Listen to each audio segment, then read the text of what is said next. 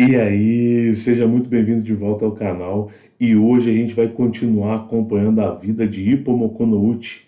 Nós vamos falar, né, vamos conversar sobre Hajime no Ippo, o segundo volume aí desse mangá que era impossível de ser publicado, né? Então, editor, roda a vinheta e vamos para a resenha.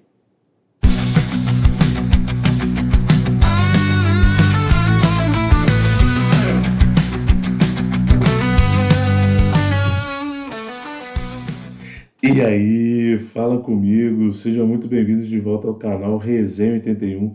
Se você não me conhece, meu nome é Thiago e hoje é dia da gente continuar a história de Ippo Mokunouchi, né, com o segundo volume de Hajime no Ippo.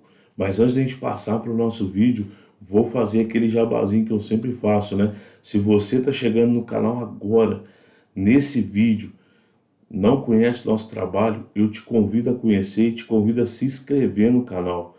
Isso aí ajuda demais a gente aqui como um canal pequeno que nós somos. E se você puder comentar e compartilhar, você ajuda demais também no engajamento do canal aqui na plataforma do YouTube, tá? E para quem quiser acompanhar a gente também no Instagram, tá? Fica aí o convite. Eu coloquei lá no Instagram que eu estava lendo esse material, beleza? Depois do jabá feito, né, vamos passar para o nosso vídeo, né, vamos começar a falar sobre esse material aqui, trazido aí ao Brasil, né, publicado pela MPEG Editora, né, e eu só tenho a agradecer a MPEG, tá, pessoal? Isso aqui, esse material, tá, essa publicação é muito boa, tá? Já vou deixar aqui a minha opinião no começo do vídeo, né? Mas eu não poderia deixar de agradecer a MPEG por ter essa coragem aí de trazer Hajime no Ippo. Lembrando que aqui no canal nós temos dois vídeos, né? Um falando sobre a publicação, né? Quando a MPEG decidiu trazer para o Brasil, e um vídeo, né? Falando sobre o primeiro volume de Hajime no Ippo. Beleza? Vou fazer a resenha daquele jeito, eu vou mostrar o editorial aqui da MPEG e depois a gente vai para a arte, para o roteiro e no final eu dar minha opinião sobre a história, beleza? Então, o editorial da MPEG, né, nós temos aí o material que vem com essa sobrecapa, né? Essa aqui é a sobrecapa do material, tá? Onde nós temos um vernizinho aplicado aí, tá, algumas informações, uma nota aí sobre o autor, tá? E juntamente com essa sobrecapa nós temos alguns mimos, né? Nós temos aqui um bookplate do Ippo, né? Tá? E nós temos um marcador de páginas, tá? Do Ippo. Ele é mais robusto mesmo esse marcador, tá bem grandão. Beleza? Aqui nós temos, né, a quarta capa, né? Bem minimalista aí. E aqui a primeira capa do mangá, né? Lembrando que é da leitura oriental, né? Então nós vamos começar de trás para frente, né? Que seria de trás para frente. Beleza? Antes da gente passar para a arte, né? Nós temos aqui o mangá em preto e branco no papel offset, tá legal? E vai trazer um total aí de, deixa eu só confirmar aqui, 2, 3, 4, um total de 374 páginas, tá? Se tiver uma quantidade de páginas diferente, eu vou pedir para o editor colocar aqui no vídeo, tá, pessoal? Mas é bem robusto aí, né? De história nós temos 368 páginas e no finalzinho aqui nós temos um texto aí, né, do Joji Morikawa, né, que é o nosso autor aí de Hajime no Ippo, beleza? Esse é o editorial, né, pessoal? Agora vamos dar um toque aí na arte e no roteiro de Hajime no Ippo volume 2, beleza? Então, pessoal, o que que o Joji Morikawa, né, que é o mangaka responsável por Hajime no Ippo, entrega pra gente de arte, né? Pessoal, a arte do Joji Morikawa, tá? Ela se enquadra muito bem no estilo de boxe, tá? nós temos aqui uma arte para momentos de luta, uma arte muito boa, tá? Nós temos alguns momentos de luta aí, onde nós vemos a dinâmica aqui realmente de uma luta, né? De uma luta da nobre arte, né? Então aqui, ó, nós podemos ver alguns momentos aí que o Ippo tá lutando, né? Tanto nos momentos de luta quanto nos momentos de treinamento também, tá? Então o Joshi Morikawa, ele é um amante do boxe, tá? Ele além dele incrementar a arte dele, né, com alguns movimentos do boxe, ele também vai destacando alguns pontos, né? Por exemplo, ele explica, né, o que que seria um, um lutador, né, que luta com a base trocada, né? Ele dá um nome, né? Ele, por exemplo, ele fala sobre o jogo sujo, né? Quando o lutador usa cabeçada, como é que ele vai dar esse nome para esse lutador, né? Ele usa também a questão, por exemplo, de alguns termos do boxe, né? Tipo rush, que é quando o lutador avança rapidamente e encontra o seu oponente. Então ele realmente ele utiliza daquele conhecimento que ele tem do boxe, né, para poder implementar também, né, na sua arte, nos seus quadros, tá? Tem alguns momentos aqui que realmente você percebe que o Joshi Morikawa ele gosta do que ele está fazendo, né? Por exemplo, aqui, ó, nesses quadros de luta, né? Você vê que ele faz questão de fazer os movimentos corretos, né? Por exemplo, o uppercut vindo por baixo, certinho, o cruzado de direita, o cruzado de esquerda, né? Então, realmente, ele utiliza do conhecimento que ele tem para poder, para poder te mostrar a movimentação do Ippo Mokunouchi, né?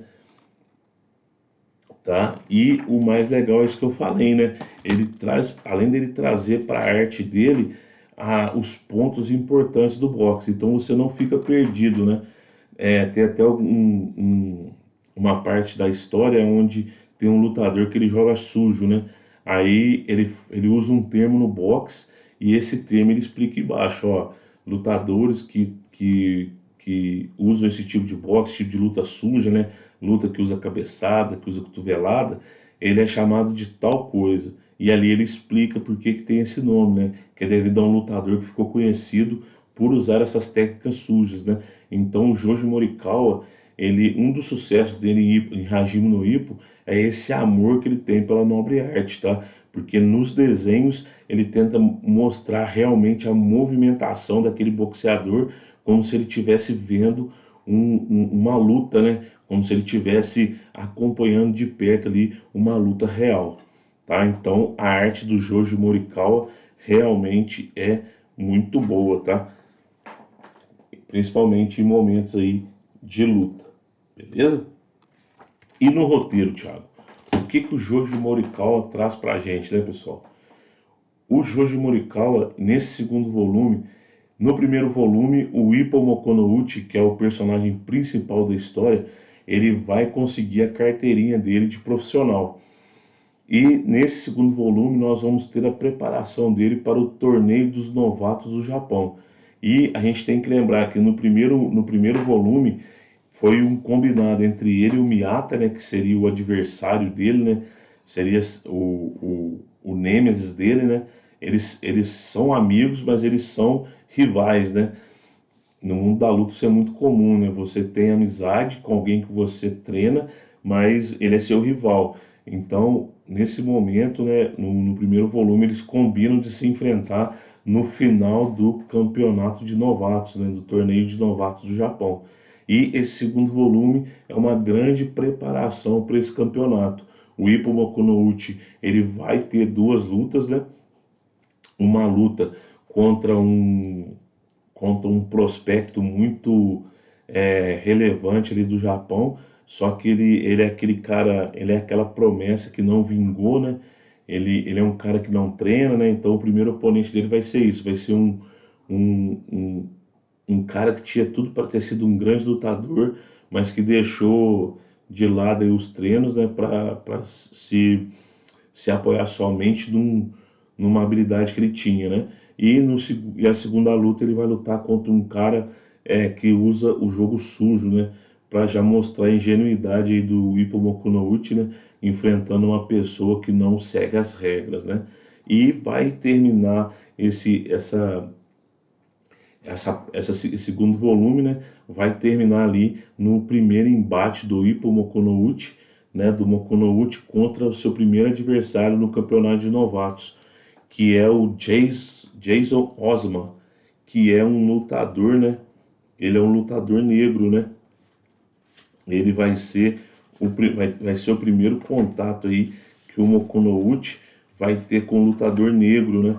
E isso é muito levado em conta aqui, né, na história, já que no mundo do boxe, né, os afrodescendentes, né, os negros, eles se sobressaem aí, né, como pugilistas natos, né?